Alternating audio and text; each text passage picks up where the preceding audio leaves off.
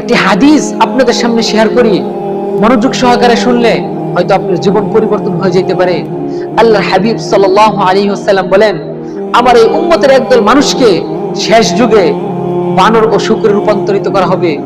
সাহাবায়ে কেরাম জিজ্ঞাসা করলেন, ইয়া রাসূলুল্লাহ, কেন তাদেরকে এরূপ করা হবে? কেন তাদেরকে এরূপ শাস্তি দেওয়া হবে?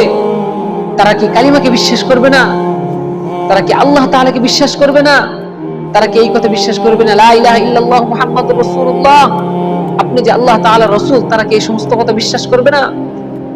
আল্লাহর হাবিব সাল্লাল্লাহু আলাইহি ওয়াসাল্লাম বলেন, ও আমার সাহাবায়ে কেরাম, শুনো, তারা নামাজ আদায় করবে, তারা কালিমাকেও বিশ্বাস করবে, তারা হজ করবে, তারা যাকাত আদায় করবে, তারা সমস্ত কাজ করবে, তারপরেও তাদেরকে এরূপ করা হবে।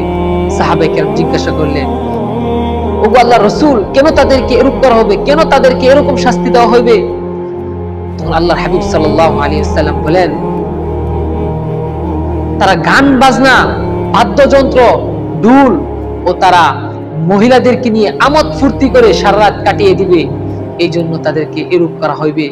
আমাদের সমাজের মাঝে কি একটা অবস্থা হয়ে গেছে, যদি আমাদের সমাজে যদি একটা বিয়ের অনুষ্ঠান হয়, একটা মুসলমানের অনুষ্ঠান হয়, যে কোনো একটা অনুষ্ঠান হোক না কেন, আমাদের গান বাজনা, বাদ্যযন্ত্র, নাচানাচি করতেই হবে।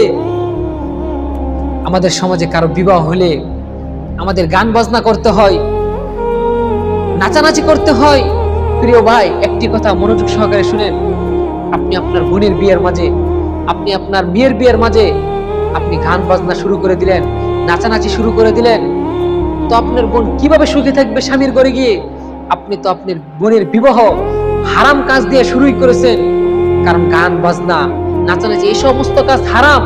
আপনি আপনার বোনের বিয়ের মাঝে গান বাজনা দিয়ে শুরু করতেছেন, নাচানাচি দিয়ে শুরু করতেছেন, তাহলে কিভাবে আপনার বোন, আপনার মেয়ে সুখে থাকবে?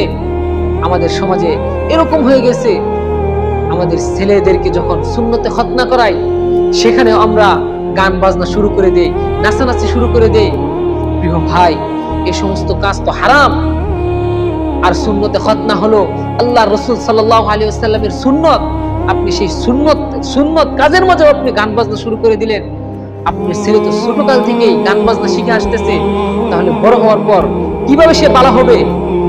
কিভাবে সে আপনার সাথে ভালো ব্যবহার করবে?